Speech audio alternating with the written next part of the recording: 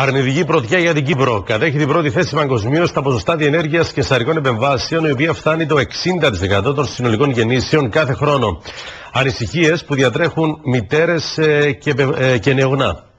Στον παγκόσμιο χάρτη των γεννήσεων, η Κύπρος καταγράφει τα τελευταία χρόνια μια θλιβερή πρωτιά, με το ποσοστό των καισαρικών επεμβάσεων που διενεργούνται κάθε χρόνο να αυξάνεται και το 2014 να αγγίζει το 57%. Όπως μάλιστα αναφέρθηκε κατά την συζήτηση του θέματος στην Επιτροπή Υγείας της Βουλής, την στιγμή που ο Παγκόσμιος Οργανισμός Υγείας επισημαίνει ότι η καισαρική τομή είναι απαραίτητη μόνο όταν κρίνεται για την υγεία και την ασφάλεια παιδιού και μητέρας και θα πρέπει να περιορίζεται κατά μέσο όρο σε ένα ποσοστό της τάξης του 10 με 15%. Εμπλεκόμενοι φορείς και οργανισμοί προειδοποιούν μάλιστα για τους κινδύνους που ελοχεύουν όταν η καισαρική τομή δεν είναι απαραίτητη για την υγεία και την ασφάλεια παιδιού και μητέρας. Η καισαρική τομή δημιουργεί αυξημένες πιθανότητες ιστερεκτομής, επιπλοκών από την εγχείρηση, μόλυνσης του χειρουργικού τραύματος και με κάθε επερχόμενη εγκυμοσύνη και τριπλάσιες πιθανότητες θνησιμότητας.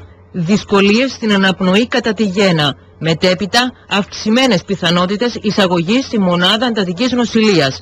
Αυξημένες πιθανότητες εμφάνισης άσθματος, διαβήτη, παχυσαρκίας και αλλεργιών. Όσο η Γυναικολογική Εταιρεία, όσο και το Υπουργείο Υγείας, το οποίο έχει αποφασίσει να προχωρήσει σε μια εθνική στρατηγική για αντιμετώπιση του προβλήματος, αναγνωρίζουν ότι πρέπει να γίνει κάτι άμεσα. Την Κύπρο ακολουθούν η Τουρκία με 51,1%, Ιταλία και Πολωνία με 35,75%. Τα χαμηλότερα ποσοστά είναι σε Σουηδία 17% και Νορβηγία 16,6%.